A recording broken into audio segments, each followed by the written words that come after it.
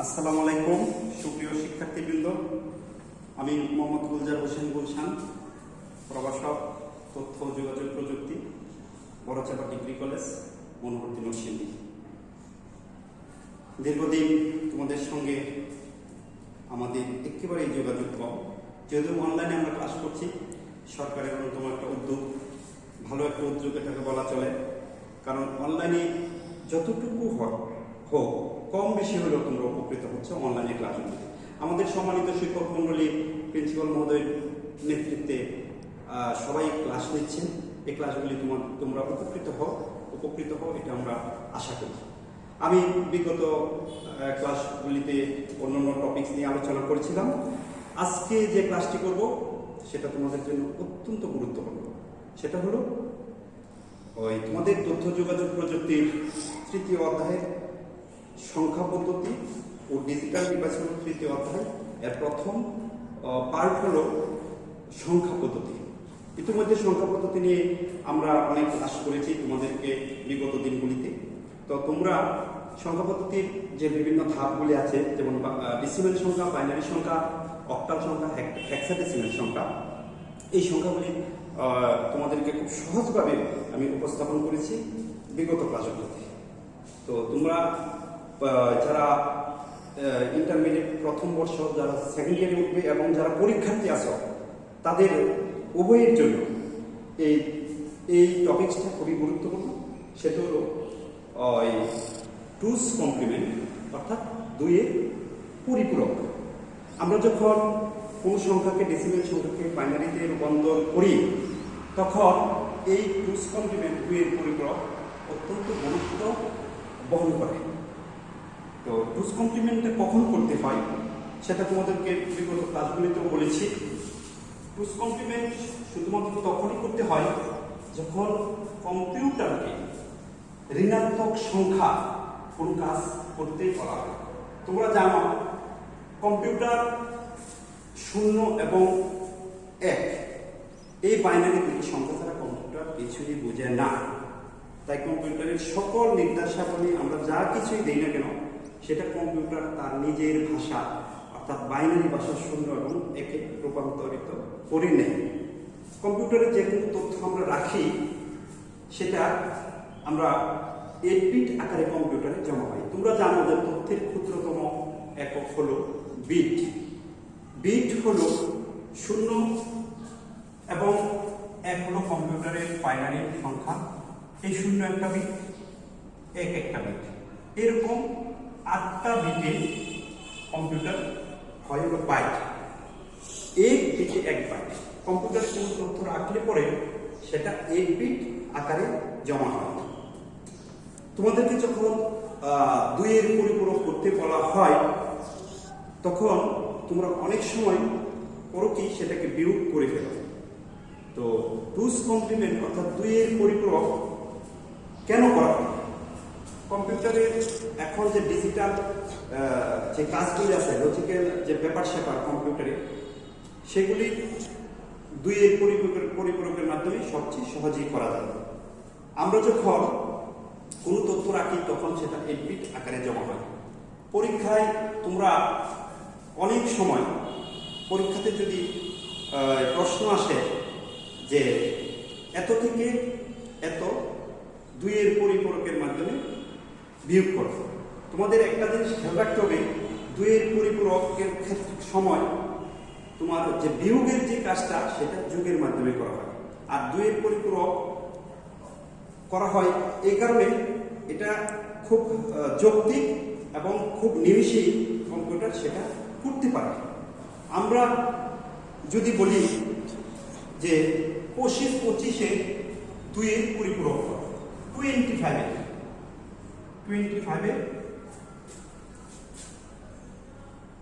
2-এর পরিপূরক।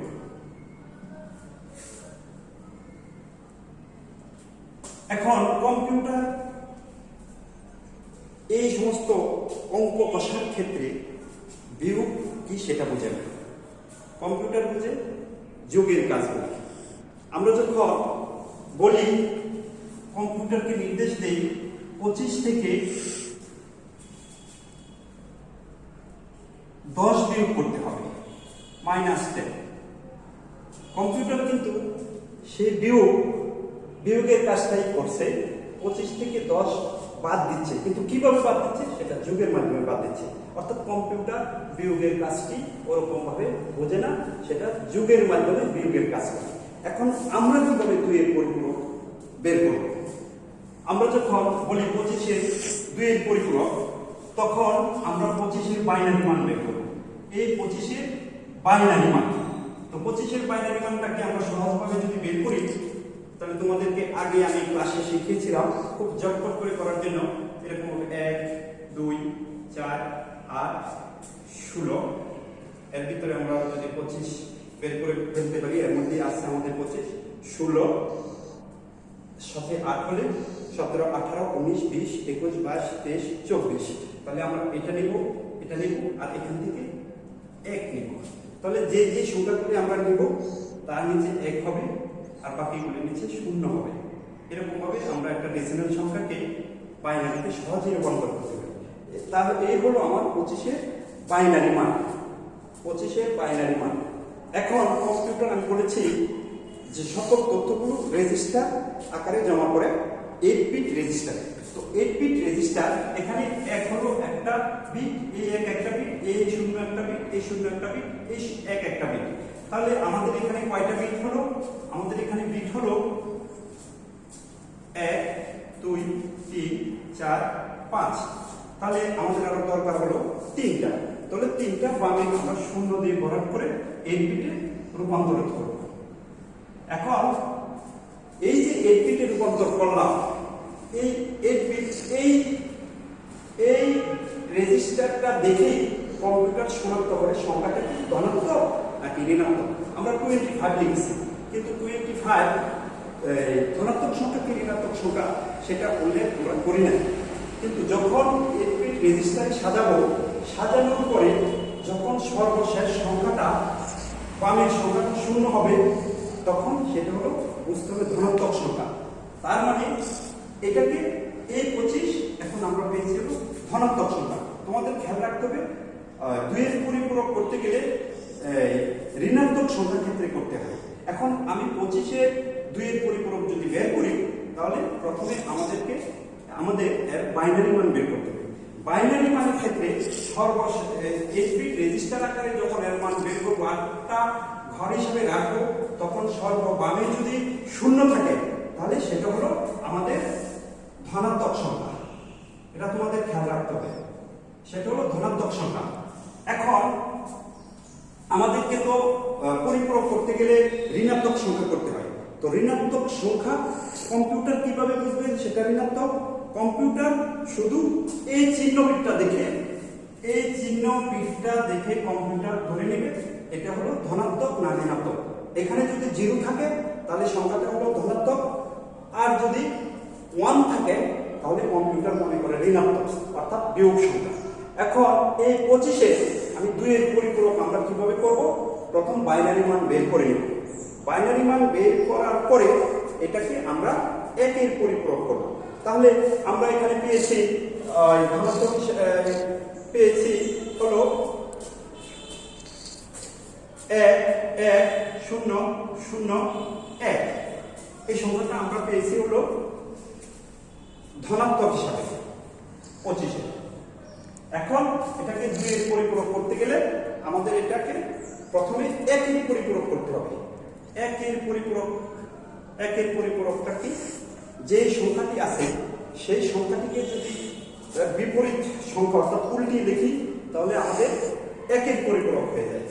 তাহলে এখানে 1 আছে, আমরা 0 লিখবো, 0 আছে 1 লিখবো, 0 আছে 1 লিখবো, 1 আছে 0 লিখবো, 1 আছে 0 লিখবো, 0 আছে 1 লিখবো, 0 1 1। তার সঙ্গে যদি আমরা আর 1 যোগ করি তাহলে সেটা 2 এর পরিপূরক হয়ে যাবে। তাহলে আমরা 1 1 1 0 0 1 1 1। তাহলে আমরা 8 বিট আকারে পেলাম 1 2 3 4 5 6 7 8। তোমাদেরকে আগে বলেছি সর্ববামের যে সংখ্যা সেটা হলো চিহ্ন বিট, অর্থাৎ এই চিহ্নটা দেখে কম্পিউটার শনাক্ত করে সেই সংখ্যাটি ধনাত্মক কিনা কি ঋণাত্মক। আমরা বলেছিলাম যখন 0 হবে সেটা হলো ধনাত্মক, আর যখন 1 হবে তখন সেটা হলো ঋণাত্মক। এখন 2 এর পরিপূরক যদি বলে 25 এর 2 এর পরিপূরক 25 এর 2 এর পরিপূরক, তখন আমরা পরিপূরক করা মানেই আমরা বুঝে নিই সংখ্যাটি হলো ঋণাত্মক সংখ্যা। প্রথম এই আর 8 বিট আকারে যখন আমরা নিলাম তখন সর্বমোট সংখ্যাটি চিহ্ন বিটের আকারে 0 হলো। কম্পিউটারে 0 দেখে বুঝে নেয় সেই সংখ্যাটি কি ধনাত্মক না ঋণাত্মক। এখানে যখন 0 হলো তখন বোঝা গেল যে এই 25 হলো ধনাত্মক সংখ্যা। আবার 2 এর পরিপূরক করলেই সংখ্যাটি ঋণাত্মক হয়ে যায়। 2 এর পরিপূরক আমরা কিভাবে করব? এই 25 এর মানের সঙ্গে এটাকে উল্টিয়ে লিখে 1 এর পরিপূরক হয়। এটা হলো আমাদের 1 এর পরিপূরক, 1 এর পরিপূরক, 1 এর পরিপূরক। আর এই 1 এর পরিপূরকের সঙ্গে 1 যোগ করলে 2 এর পরিপূরক হয়। তাহলে 2 এর পরিপূরক করলে পরে সংখ্যাটি সর্বমোট যে সংখ্যাটা সেটা 1 হয়। এই 1 যখন থাকবে তখন সেটা অবশ্যই ঋণাত্মক সংখ্যা। তো আজকে তোমাদেরকে খুব সহজভাবে এই 2 এর পরিপূরকের বিষয়টি তুলে ধরলাম। তোমরা এই 2 এর পরিপূরক যে কোনো সংখ্যায় থাকুক না কেন এরকম ভাবে আমরা যদি ধরো এখানে 35 আসে, এই 35টাকে প্রথম আমরা বাইনারি সংখ্যায় পরিণত করব। তারপর বাইনারি সংখ্যায় পরিণত করলে প্রথম ধনাত্মক সংখ্যা 0 আসবে পাবে, তারপর এটাকে 2 এর পরিপূরক করব, তখন আমরা এরকম ভাবে শেষে পাবো 1। এই 1টা পেলেই আমরা বুঝতে পারবো সংখ্যাটি 2 এর পরিপূরক হয়েছে। তোমাদের পরীক্ষায় 2 এর পরিপূরক তোমরা করতে গিয়ে 2 এর পরিপূরকের যে বিয়োগটা তোমরা সেই জায়গায় বিয়োগ করে ফেলো, কিন্তু খেয়াল রাখতে হবে কম্পিউটারের গাণিতিক কাজকর্মগুলি কম্পিউটার কখনো বিয়োগের কাজ বুঝে না। কম্পিউটার বিয়োগের কাজটাই যোগের মাধ্যমে করে। যেমন যদি বলা হয় 35 থেকে